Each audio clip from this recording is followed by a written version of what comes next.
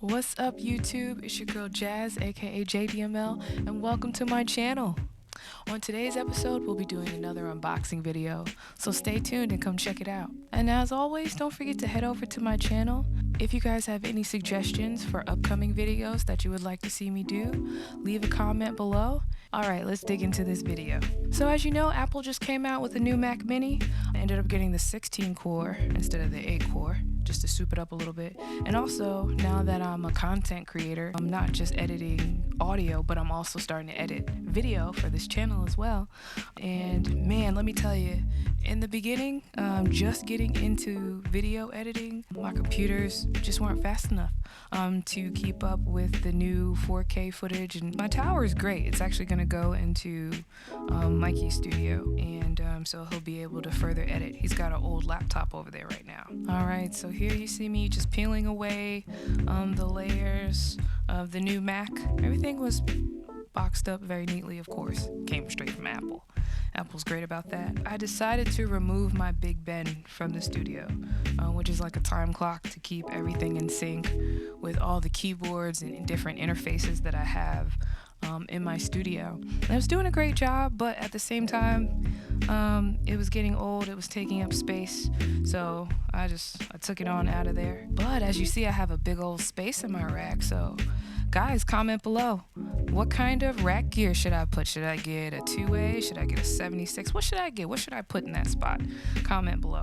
Along with the new Mac Mini, I decided to go ahead and upgrade my keyboard as well and get a Magic keyboard just to give me, once again, more flexibility in my workspace so that I won't have cords in the way. It's just already enough cords. It's Bluetooth connected, great. It comes with the lightning cable also, because you will have to charge it up from time to time. Awesome upgrade. I also had to get some adapters. The new Mac Mini comes with 2 USB-C ports. A lot of the gear that I'm using uses just a regular USB. I guess it would be regular USB 3.0. So I had to get an adapter where I could hook multiple regular USB 3.0s with USB-C connections. One of them I got is just so that you can hook up to 4 USBs, and the other one that I got has where you could also connect like a SD card for editing. Also a second display it has for HDMI connection as well.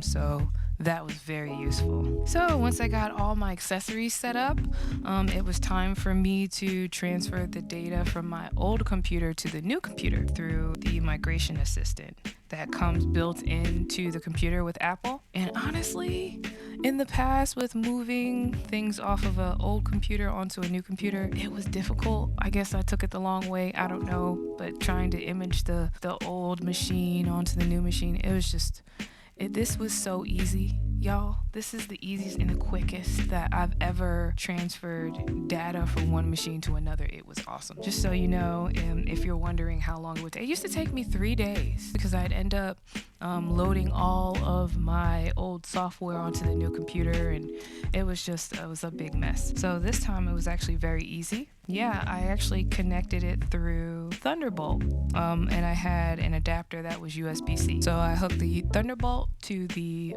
old Mac Pro, and then I hooked the USB-C end to the new Mac Mini, and I pulled up Migration Assistant on both of them, and I ran them both at the same time. It took about maybe an hour, and everything was on the new Mac Mini, just as if it looked just like my old computer, and everything was functioning almost right away. The only other thing that I had to do was I had to go in and update, and I'll go through that a little bit later on. The Big Ben was helping all of the different interfaces communicate with each other, but honestly, the new Mac Mini has been holding up pretty well. I'm gonna grab a list really quickly and walk you through all the different programs that I have and how they responded on the new Mac Mini. So let's start with Pro Tools. The first thing I had to do with Pro Tools was transfer all the licenses from the cloud from my old computer to my new computer. Same thing with Waves. It was just a bunch of transferring of licenses, Native Instruments, and Machine Works. I have just a little bit of issue with Machine. I can't update it, So I might have to pull up my old computer. So once you pull up native access on the new operating system, you're able to update all the programs. Logic Pro X, of course Logic work fine. It's an Apple product. Adobe beginner. So I use Rush and I use a little bit of Premiere, but I opened it, everything works fine. Editing this video right now in 4K, yay! Once it loaded up, it worked just fine. Ableton is another one that I opened up, worked just fine. Serato DJ Pro worked just fine. My iControl.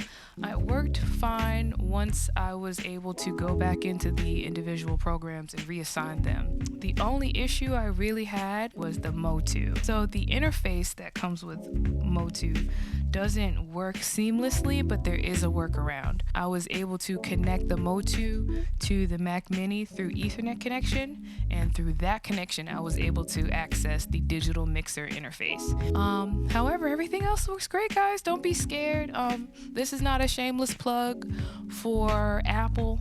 This is just to help those who are needing a upgrade and you don't want to spend a whole lot of money. All these programs work on it. Don't be scared. Go ahead and try it.